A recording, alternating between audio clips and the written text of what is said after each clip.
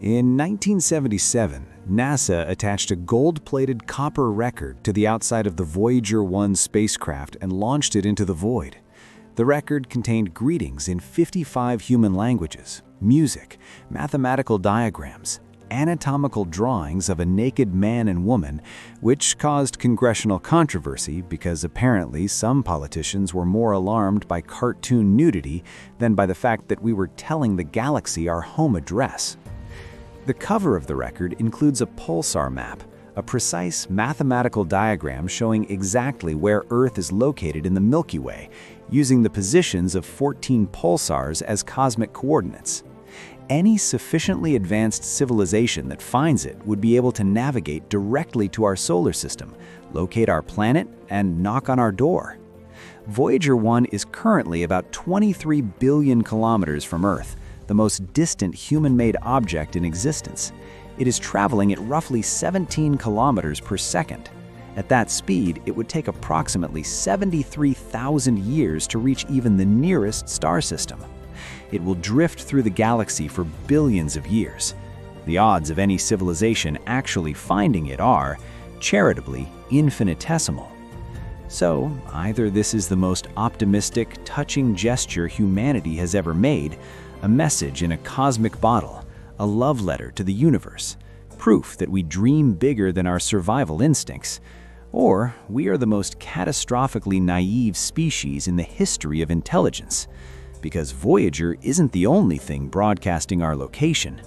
Every television signal we've ever transmitted, every radar pulse, every Wi-Fi router and radio station and military installation on this planet has been leaking electromagnetic radiation into space for over a century.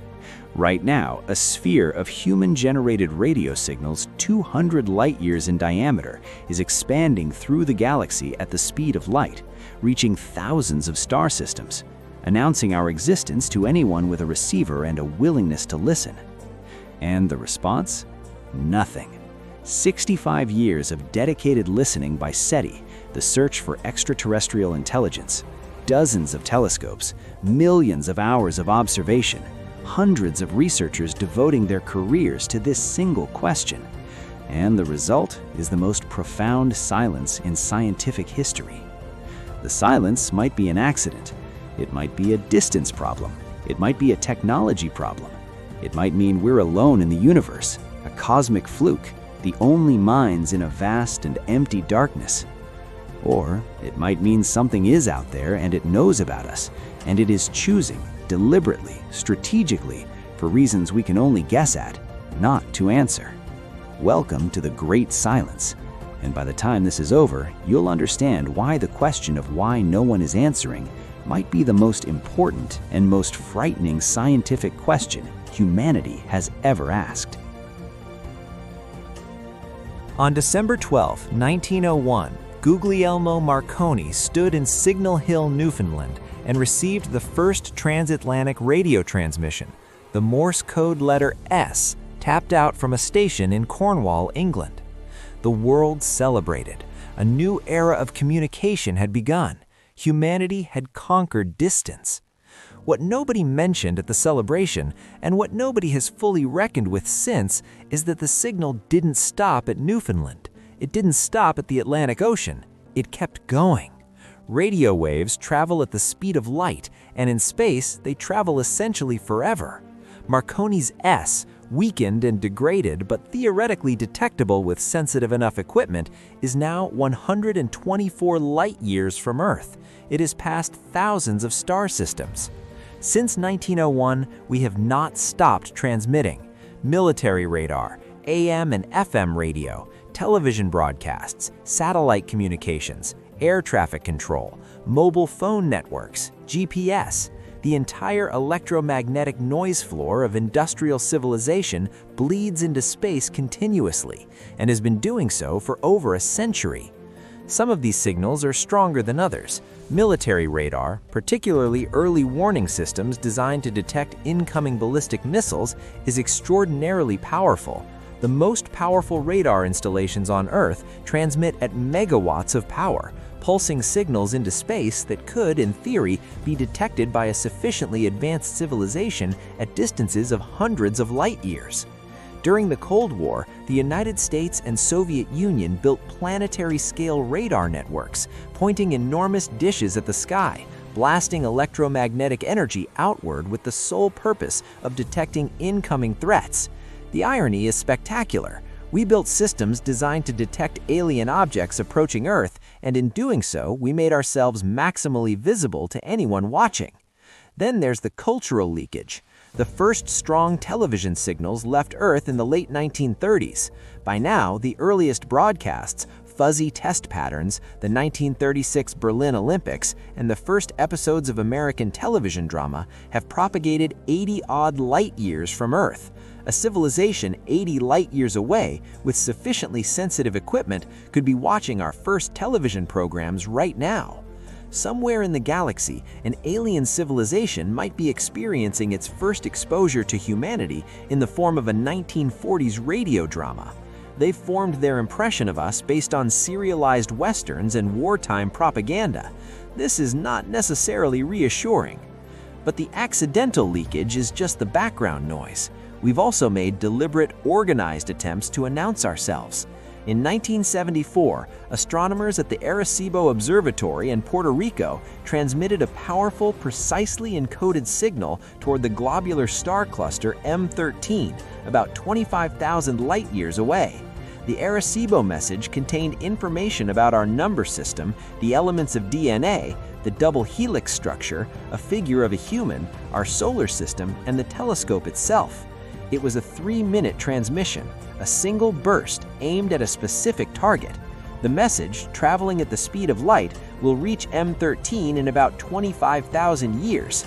If anyone there receives it, decodes it, and sends a reply at light speed, we'll hear back in 50,000 years. Several civilizations have risen and fallen in less time than that. The optimism involved in sending the Arecibo Message is either inspiring or delusional, and the jury is still out. We've also sent a Doritos advertisement to space. In 2008, as part of a promotional campaign, a 30-second Doritos ad was beamed toward a nearby star system. This is objectively the most embarrassing thing humanity has ever done. When historians, assuming we have historians, look back on humanity's introduction to the cosmos, this is one of the entries. Now let's talk about the one time we almost got an answer. On August 15, 1977, astronomer Jerry Amon was reviewing data from the Big Ear radio telescope at Ohio State University. He was scanning a computer printout of signals received from space. Most of it was noise, background hiss, nothing interesting. Then he saw it, a signal so strong, so obviously structured, so dramatically different from background noise that he circled it in red pen and wrote a single word in the margin: wow. The wow signal lasted 72 seconds, the maximum duration Big Ear could observe any point in the sky as Earth rotated. It appeared at the expected hydrogen line frequency of 1420 MHz, which is the frequency SETI had theorized would be the most logical choice for interstellar communication. It was strong, roughly 30 times the background noise level. It appeared to come from the direction of the constellation Sagittarius, where there are no known natural sources that could explain it. It has never been detected again. Amon himself spent years looking for it. Dozens of other telescopes have pointed at that region of sky. Nothing. A single signal, possibly the most significant radio detection in human history. Gone, as if someone spoke once and then thought better of it. The wow signal is either a natural phenomenon we don't yet understand, a fluke, or a genuine transmission from an extraterrestrial source that either moved on, stopped transmitting, or, and here is a thought worth sitting with, realized they'd been heard and went quiet. Here's the scorecard for humanity's search for extraterrestrial intelligence. Project Osmo, 1960, 2 stars surveyed, no signals. Project Phoenix, 1995 to 2004, 800 stars surveyed, no signals. SETI at home, 340,000 volunteers running signal analysis on their computers for 21 years. 5 million gigabytes of data analyzed. No confirmed signals. The Allen Telescope Array, built specifically for SETI with millions of dollars in Silicon Valley funding, no confirmed signals. SETI has been running, in various forms, for 65 years. The result is nothing. The conclusion, apparently, is keep listening. Great plan. In 1950, physicist Enrico Fermi, nuclear physicist, Nobel laureate, one of the principal architects of the atomic bomb, sat down to lunch at Los Alamos and asked a question that has refused to be answered ever since. According to his colleagues, he asked something to the effect of, "But where is everybody?" The math behind Fermi's question is both simple and devastating. The Milky Way contains between 100 and 400 billion stars. Roughly 1 in 5 Sun-like stars has an Earth-sized planet in its habitable zone. The galaxy is approximately 13 billion years old. Millions of planets have had billions of years more time than Earth to develop life and intelligence. And here is the number that should permanently end any comfortable assumption that the universe is simply too big for civilizations to notice each other. Mathematician John von Neumann showed in the 1940s that a self-replicating machine, a probe that arrives at a star system, mines local materials, builds copies of itself, and sends those copies onward, could, in theory, explore the entire Milky Way in approximately 5 million years. 5 million years. The galaxy is 13 billion years old.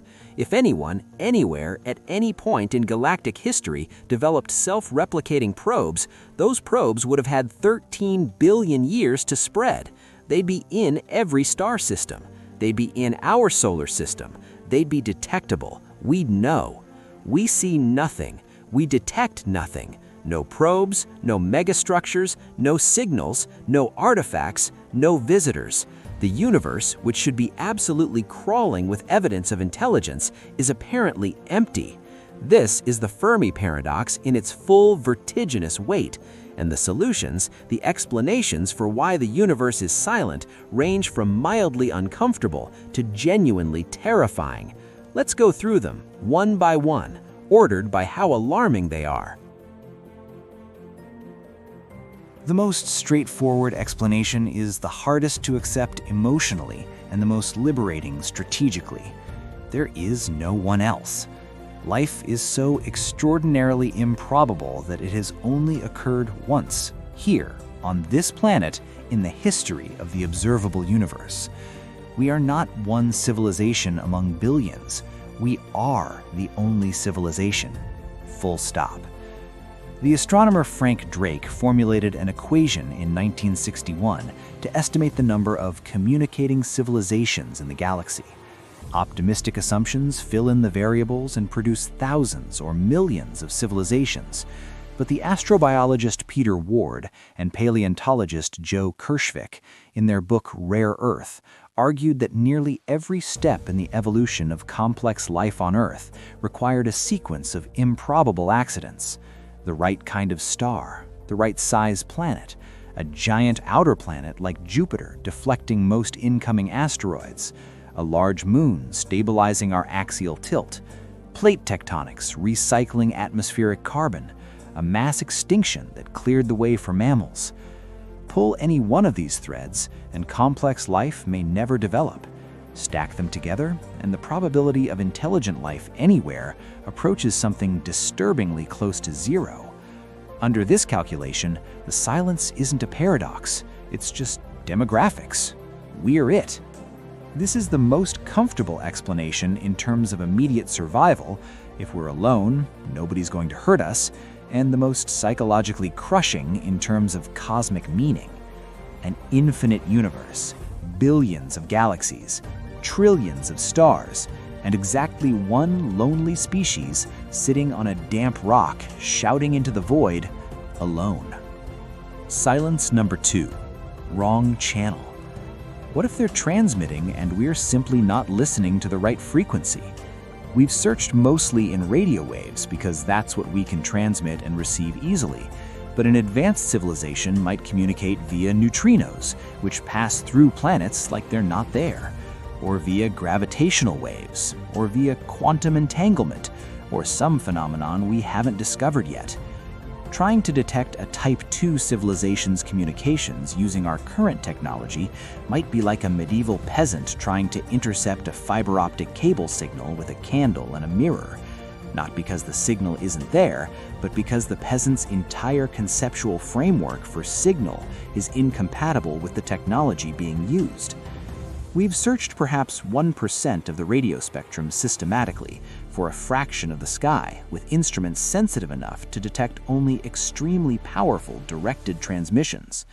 If anyone is out there broadcasting casually, the galactic equivalent of leaking Wi-Fi, we almost certainly wouldn't detect it at interstellar distances. Our instruments are not sensitive enough. Our search has not been comprehensive enough. We've looked in one drawer of a warehouse the size of a continent and concluded the warehouse is empty. This explanation is comforting in one sense. It means the silence tells us nothing definitive. The absence of evidence is not evidence of absence. We might be surrounded by civilizations broadcasting on frequencies we've never thought to examine. The problem is that this explanation requires advanced civilizations to have abandoned all forms of electromagnetic communication entirely, because we should be able to detect their leakage at least. Even if their primary communication system is something exotic, the waste heat from their industry, the electromagnetic noise of their technology, should be detectable, and it isn't. Silence number 3. They're not interested. Perhaps we simply don't matter. An advanced civilization millions of years ahead of us might look at our radio signals the way we look at the calls of insects. Interesting from a biological perspective, not worth a reply, not worth the energy, certainly not worth the diplomatic complexity. Consider what our electromagnetic leakage actually tells an observer. Our most powerful early broadcasts were military radar. Our television has broadcast wars, genocides, game shows, and reality television. Our dominant political discourse, as detectable in our transmissions, has largely featured large numbers of people shouting at each other about resource distribution. We have not yet managed to stop killing each other at scale. We are, from an outside perspective, a moderately intelligent species in the early stages of a civilizational adolescence that may or may not survive its own technology. Why would a civilization a billion years more advanced than us spend resources responding to this? We don't send ambassadors to anthills. We don't maintain diplomatic relations with termite colonies. Not because we're cruel, but because the communication gap is simply too vast to bridge meaningfully. They might be aware of us the way we're aware of bacteria, present, occasionally interesting, not conversational partners. This hypothesis has the virtue of requiring no malevolence. Nobody's hiding from us, nobody's hunting us. We're just not interesting enough to bother with.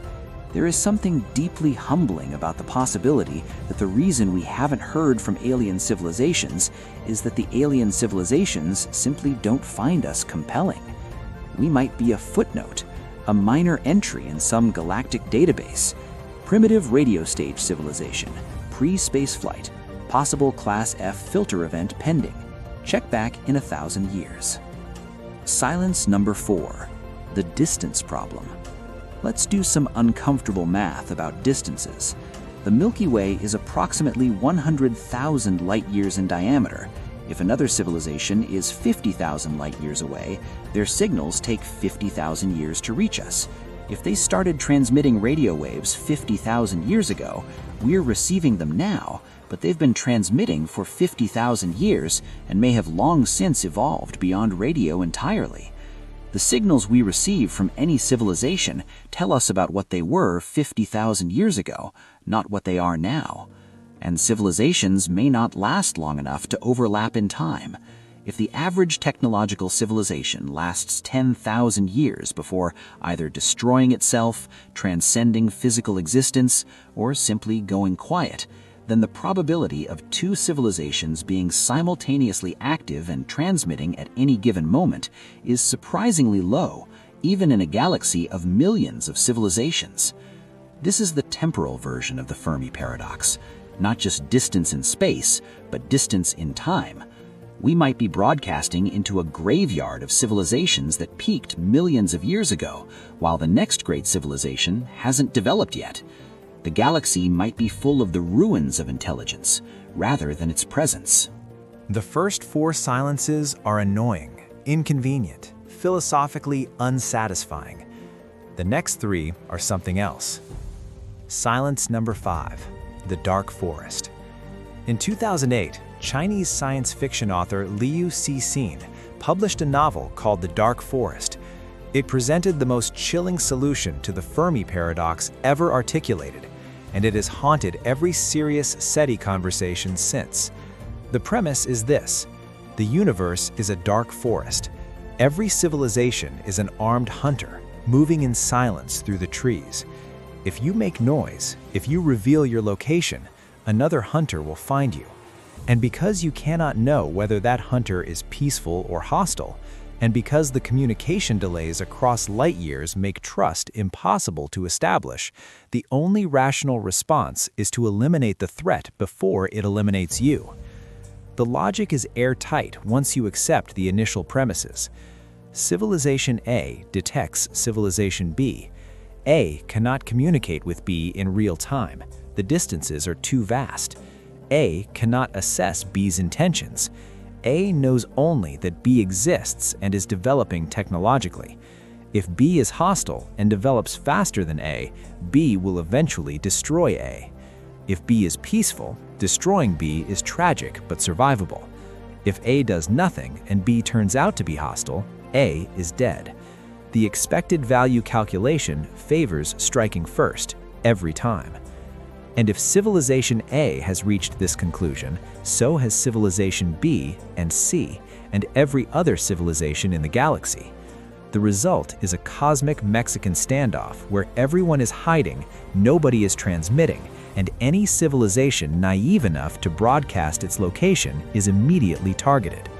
Which means our century of enthusiastic broadcasting is either harmless because the dark forest hypothesis is wrong, or it is the most catastrophically stupid thing our species has ever done. We have been painting a target on our planet for 100 years without any democratic vote, any international consensus, or any serious consideration of the risk. A handful of radio engineers and astronomers decided, implicitly, on behalf of all 8 billion of us, that it was safe to announce ourselves. Nobody asked, nobody voted. There is no international body governing what we transmit into space. The International Telecommunication Union regulates radio frequencies to prevent interference between human users. Nobody regulates what leaks out of the planet.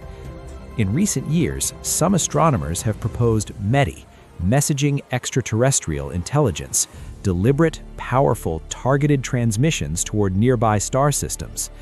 In 2015, a group of 28 prominent scientists and researchers published an open letter calling for a moratorium on METI until the scientific community could debate the risks. Among the signatories, David Brin, Steven Pinker, Jared Diamond, scientists who consider the dark forest hypothesis plausible enough to treat seriously. The counterargument is that we've been leaking signals for a century, so the cat is out of the bag. Any civilization capable of posing a threat already knows we're here. Deliberate METI adds marginal additional risk. The opponents of this view note that there's a significant difference between background electromagnetic leakage, which attenuates rapidly with distance, and a deliberately focused, high-powered transmission aimed at a specific star system, with an obvious invitation to respond. Active SETI projects have received over $100 million in funding. METI transmissions, if they invite the attention of a hostile civilization, could cost considerably more. Everything, specifically. Silence number 6, the Berserkers. In 1967, science fiction author Fred Saberhagen popularized the concept of berserkers, self-replicating machines programmed to seek out and destroy all life. But the berserker hypothesis isn't just fiction. Physicist Freeman Dyson and others have considered it seriously as a Fermi paradox solution. Remember von Neumann probes? Self-replicating machines that could explore the entire galaxy in 5 million years? Now ask yourself, what if whoever built the first ones programmed them to eliminate any civilization they encountered? Maybe out of fear, maybe out of resource competition, maybe because a runaway artificial intelligence decided biological life was an inefficiency to be corrected. Under the Berserker hypothesis, the galaxy was explored and cleansed billions of years ago.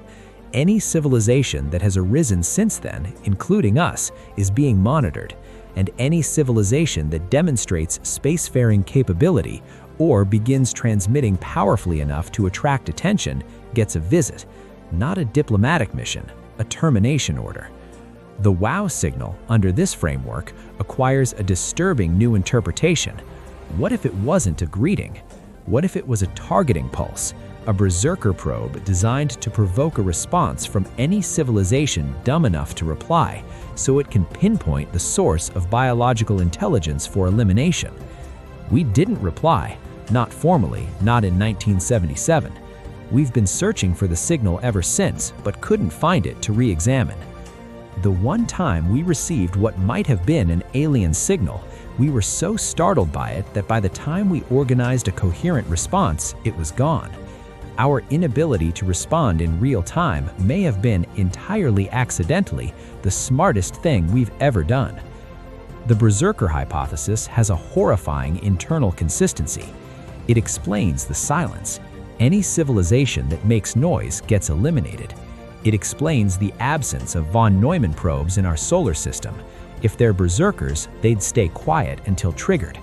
It explains the WOW signal, and it means that every year SETI doesn't detect a signal isn't reassuring. It's just another year before the trigger gets pulled. Silence number 7, the zoo. The zoo hypothesis was proposed by radio astronomer John Ball in 1973. The idea is disarmingly simple and psychologically invasive. We are not contacted because we are being preserved, observed, studied, protected from contact the way a nature reserve protects its wildlife from human civilization. Under this hypothesis, the galaxy is indeed populated by advanced civilizations, but they have collectively agreed, through some galactic equivalent of the Prime Directive from Star Trek, to not interfere with species that haven't reached a certain level of development. Earth is a managed preserve. Our electromagnetic signals are being monitored, our development is being tracked, and contact will not be initiated until we meet some threshold, reach some milestone, demonstrate some quality that qualifies us for galactic citizenship. What is the threshold? Nobody knows. Maybe it's achieving interstellar travel. Maybe it's demonstrating that we can survive our own technology, that we get through the nuclear age, the AI age, the climate crisis without self-destructing. Maybe it's achieving some minimal level of social organization that makes us stable diplomatic partners rather than volatile hazards. Maybe it's something we haven't conceived of. The zoo hypothesis is uniquely psychologically disturbing because it implies we are being observed without consent right now, in real time. Every war we fought, every atrocity, every extraordinary act of kindness or creativity, watched, studied, logged, by observers who could intervene but choose not to, by policy or ethics or simple scientific detachment. There is no way to test this hypothesis. If the observers are sufficiently advanced, they can hide from us completely. We cannot detect them if they don't want to be detected. We cannot demand contact if they've decided we're not ready. We cannot opt out of being observed. We cannot know if it's happening. This is the existential weight of the zoo hypothesis. Not that we're in danger, that we're helpless. Not that we're alone, that we're on display. Not that no one cares, that someone cares enough to watch and considers us interesting enough to observe, but not yet worthy of conversation. So there are 7 categories of silence. We're alone. We're tuned to the wrong frequency. We're boring. We're too far away. The hunters are hiding. The machines are hunting. Or we're specimens in a terrarium. All of them are possible. None of them are proven. and the silence continues regardless. Let's talk about the Great Filter. Because the silence, whatever its cause, carries one overwhelming implication that every serious scientist who thinks about the Fermi paradox is forced to reckon with, and it is not comfortable. The Great Filter is a concept developed by economist Robin Hanson in 1998. The argument goes like this: either intelligent spacefaring life is extremely common in the universe, or it isn't. We observe that it isn't. The universe is silent. Therefore, something is filtering civilizations out of existence before they become visible at cosmic scale. Something is stopping the development from simple chemistry to galaxy-spanning civilizations. The question that determines the fate of humanity is, where is the filter? Option 1. The filter is behind us. The improbable step, the step almost nothing survives, was already in our past. Maybe it was the origin of life itself. Maybe it was the development of the eukaryotic cell, which took almost 2 billion years on Earth and required an extraordinary endosymbiotic event. Maybe it was the emergence of multicellular life, or sexual reproduction, or intelligence itself. Whatever it was, we passed it. We're the lottery winners. The filter is in our rearview mirror. If this is true, the future is potentially magnificent. The galaxy is ours to explore. We're rare, possibly unique, and everything ahead of us is possibility. Option 2, the filter is ahead of us. The origin of life is easy. It happens everywhere there's liquid water and chemistry, just as the panspermia evidence suggests. The development of intelligence is not that improbable. It's appeared multiple times on Earth in various forms. None of the steps behind us were particularly difficult. But somewhere between where we are now and a stable interstellar civilization, there is something that kills everything, and we haven't encountered it yet. Think about what's directly ahead of us. We have nuclear weapons capable of ending civilization. We are developing artificial intelligence that may be impossible to control. We are altering our climate in ways that are non-linear and potentially catastrophic. We are within decades of engineering pathogens more deadly than anything that has ever existed naturally. We are developing nanotechnology that could, in the wrong circumstances, become self-replicating and uncontrollable. Every major technological development carries existential risk, and here is the mathematical nightmare. We only need to fail once. We need to get every technology right every time. The filter only needs to win once. Here's the detail that most people miss. Every single day that SETI fails to detect a signal makes the Great Filter argument stronger, because every day of silence is another day that confirms the universe is not populated by communicating civilizations, which means the filter is real and significant and almost nothing survives it, which means surviving it ourselves is more difficult than we think. The silence isn't neutral information, it is active evidence. It is telling us something about the difficulty of the path ahead, and what it's saying is not encouraging.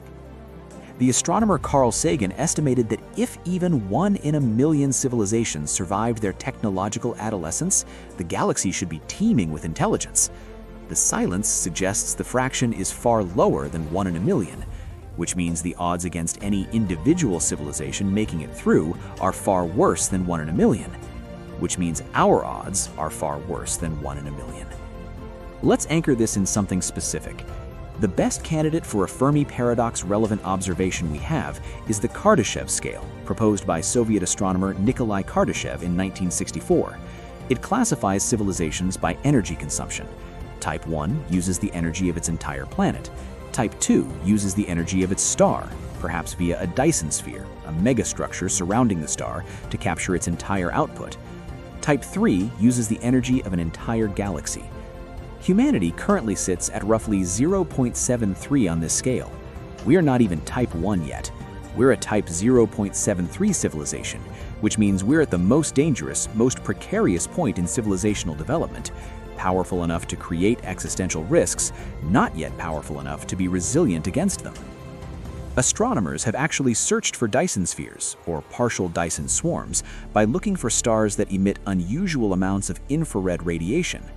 A star with a Dyson sphere would have its visible light partially blocked, producing a distinctive infrared signature. The most famous candidate was Tabby's star, formerly KIC 846-28525, which showed bizarre, irregular dimming patterns that briefly set the astronomy world on fire in 2015. The dimming was too large to be explained by planets, too irregular to be mechanical.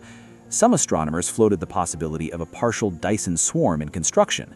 The media ran with alien megastructure headlines. Telescopes worldwide trained on this star. The best current explanation is circumstellar dust, clouds of fine particles orbiting the star and periodically blocking its light, not aliens. But here's what's worth noting. Out of the hundreds of millions of stars surveyed, we found exactly 0 unambiguous Dyson sphere signatures, not one. Which means either no civilization in the observable portion of our galaxy has achieved Type 2 status, which is staggering, or they've built their megastructures so efficiently that they don't leak detectable waste heat. Both possibilities are disturbing in different ways. No Dyson spheres, no von Neumann probes, no megastructures, no signals, no artifacts, no visitors. The observable universe is showing us a consistent, coherent, completely uniform absence of advanced technological life at the scales we can detect. That's not silence, that's a statement.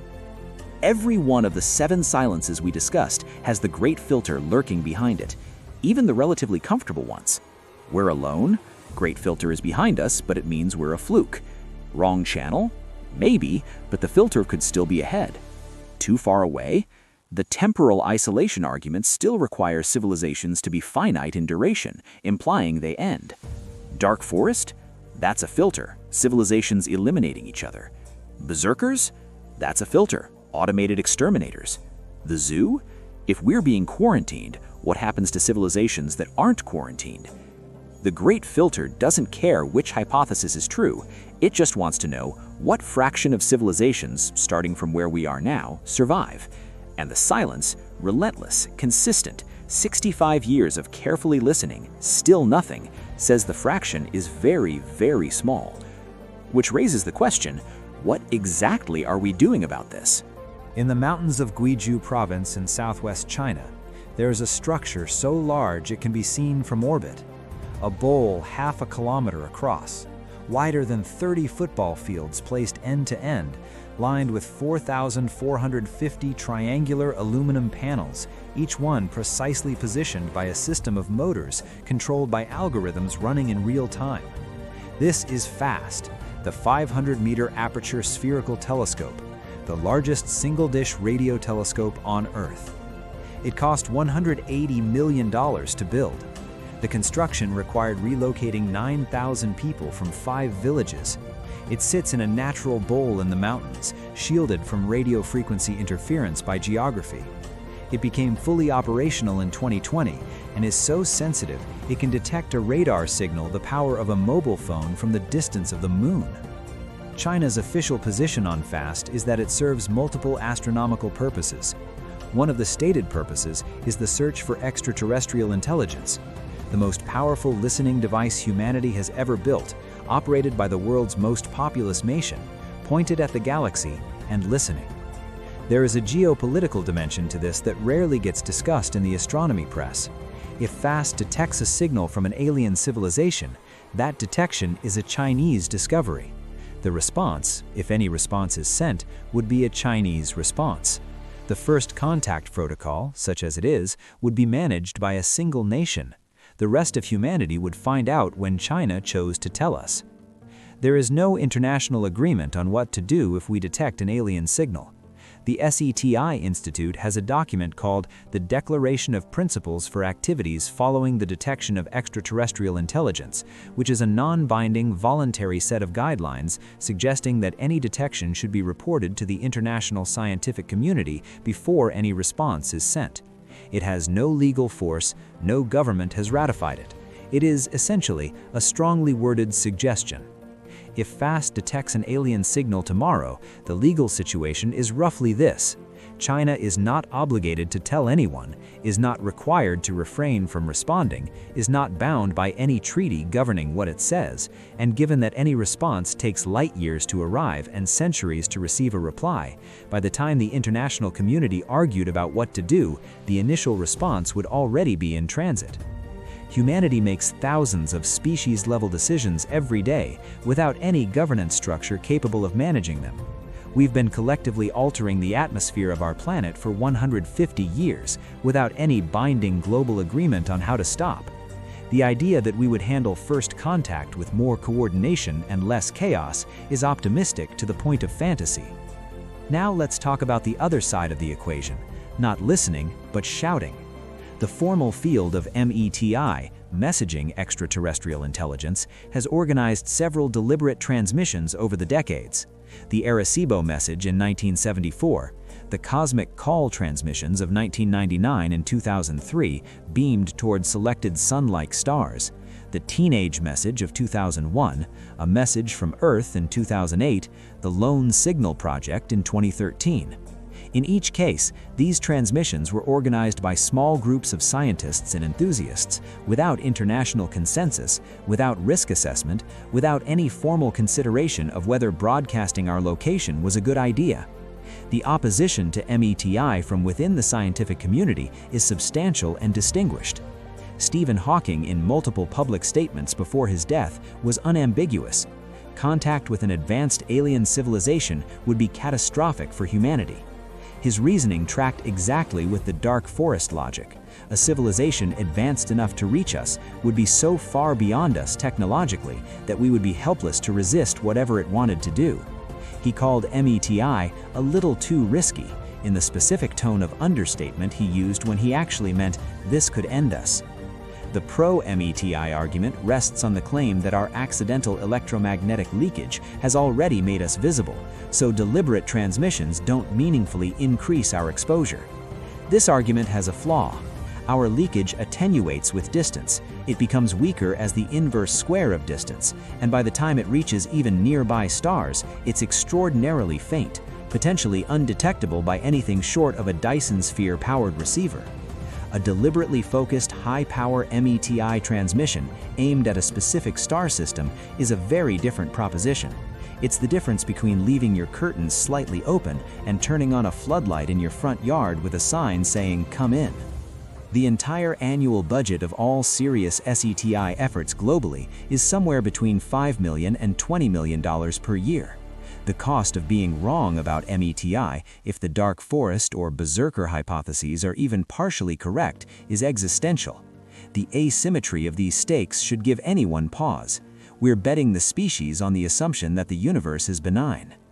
In 2015, billionaire Yuri Milner pledged $100 million over 10 years to Breakthrough Listen, the most comprehensive SETI effort in history. The project uses the Green Bank Telescope in West Virginia and the Parkes Telescope in Australia, covering 10 times more sky than any previous SETI effort, scanning 5 times more of the radio spectrum at 50 times the sensitivity.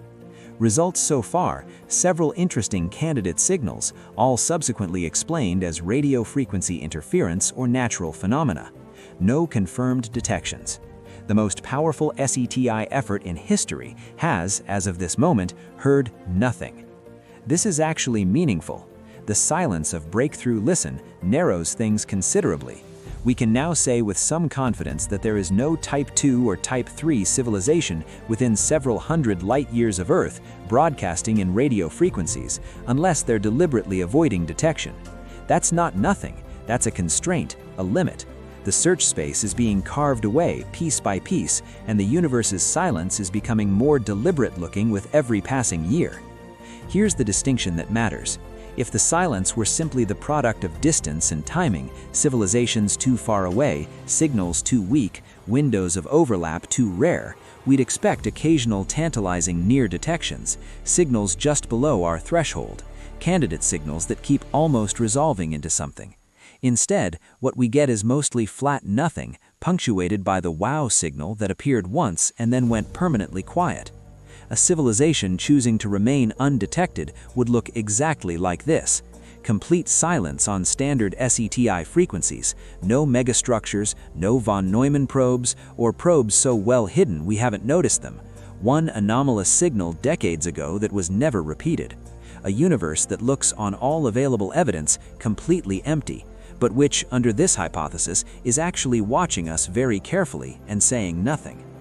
The more you sit with the observational data, the more the zoo hypothesis stops being a quirky fringe idea and starts looking like one of the more coherent explanations available. Not because it's proven, but because it's the only hypothesis that simultaneously explains the silence, the absence of probes, the absence of megastructures, and the wow signal as a probe that got a little closer than intended and then was immediately recalled and powered down. We don't know. That's the honest answer. We don't know why it's silent. We don't know if the filter is behind us or ahead. We don't know if someone is watching. We don't know if something is hunting. We're a young species with a limited detection capability, asking questions about the entire cosmos and frustrated that the cosmos won't shout the answers back at us. The silence might be random. The silence might be malevolent. The silence might be the sound of something enormous holding its breath. Let's end with what we actually know. Not what we fear, not what we hope. What the evidence, stripped of everything else, actually tells us. We've been scanning the sky for signs of intelligent life for 65 years. We've found nothing confirmed. The universe, based on available evidence, falls into one of three broad categories. It is empty, or nearly so. Intelligent life is extraordinarily rare, possibly unique to Earth. It is populated, but silent. Intelligent life exists, but cannot be detected with our current capability, either because of technology gaps, distance, or active concealment. Or it is populated and aware of us, but deliberately choosing not to engage. Each of these has different implications for humanity's future. If we're alone, the weight of cosmic responsibility falls entirely on us, the universe's only pocket of intelligence, with no backup, no guidance, no precedent. Everything we know, everything we value, everything we might become, dependent on this one species getting it right. That's not just philosophically daunting, it's practically significant. If we're alone, there's no cavalry coming, no advanced civilization to share technology, mediate our conflicts, or rescue us from our worst tendencies. The great filter, if it exists and is ahead of us, is ours to face without help.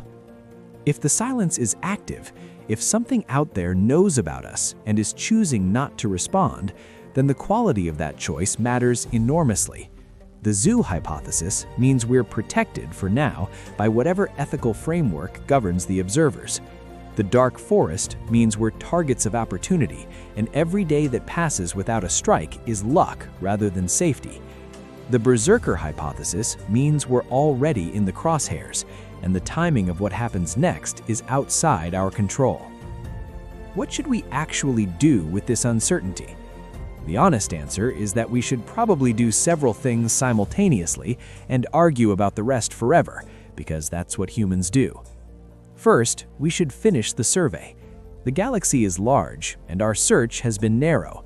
Breakthrough Listen is the best thing we've done, and it should be expanded, funded better, and extended to all possible signal types, not just radio, but optical, infrared, neutrino detection, gravitational wave analysis, anything.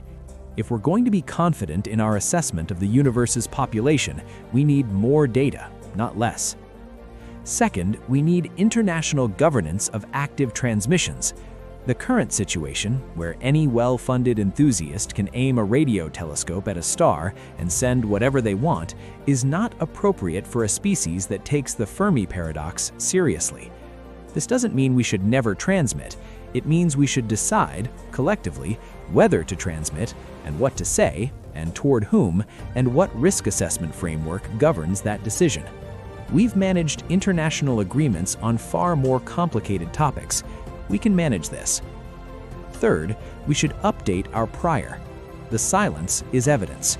Every year that passes without detection is evidence about the rarity of communicating civilizations and the plausibility of the Great Filter being ahead of us. We should be treating civilizational resilience, the question of how to survive our own technology, as the most important problem humanity faces. Not because aliens are coming to get us, because the silence suggests that surviving our own capabilities is the hardest thing any intelligence ever tries to do. We are, right now, navigating the exact phase of development that the silence implies is maximally lethal. We have nuclear weapons and a governance structure for them that is held together largely by convention and institutional inertia. We are deploying artificial intelligence systems whose behavior in the long run we don't fully understand. We are engineering the climate of our planet and discovering, belatedly, that climate systems have tipping points. We are on the edge of having the capability to engineer pathogens more deadly than anything that has evolved naturally in 4 billion years. Every civilization that has ever reached this stage, if any did, would have faced the same gauntlet, the same technologies, the same governance failures, the same gap between what we can build and what we can wisely control. And the silence suggests that almost none of them made it through. We are still here. That's something. That's not a guarantee, but it's a starting point. We've had nuclear weapons for 80 years and haven't used them in conflict since 1945. That's 80 years of not destroying ourselves with a technology that could have done it 1,000 times over. We've shown we can maintain some restraint, some coordination, some collective instinct for survival. The filter is hard, but we're not through it yet. The silence of the universe is not a verdict, it's a warning. It's the absence of success stories, the statistical fact that most civilizations, by the evidence of the empty sky, don't leave lasting signals. But absence of success stories is not proof that success is impossible. It's proof that success is hard, harder than we thought, harder than we act. We are a young species with a 100-year history of shouting into the dark. We've been doing it with the naivety of a child who doesn't know what might be listening. We don't know if anything is. We don't know if the hunters are real. We don't know if the probes are watching. We don't know if the filter is behind us or one technological development away. What we do with that uncertainty is the entire question. We can ignore it and keep broadcasting and hope for the best. We can retreat into silence and hope the worst has passed. We can take the question seriously, really seriously, policy seriously, civilization level seriously, and treat it as the most important unsolved problem in the history of intelligent life. The silence continues. Tonight and every night, radio telescopes scan the sky. FAST listens from its mountain bowl in China. The Allen Telescope Array rotates in California. 1,000 amateur astronomers in a dozen countries point their dishes upward and wait. And the universe, as it has for 65 years of asking, says nothing. Maybe tomorrow, maybe in 100 years, maybe never. But every night we listen is a night we're still here to listen. And in a universe where most civilizations apparently aren't, that might be the most important thing of all. We sent the Golden Record with a map to our home address. Either they think it's adorable, or we are, with genuine affection, complete idiots. The silence continues either way. The most important scientific discovery humanity has ever made might not be a signal. It might be the silence itself, and what it means for how much longer we have.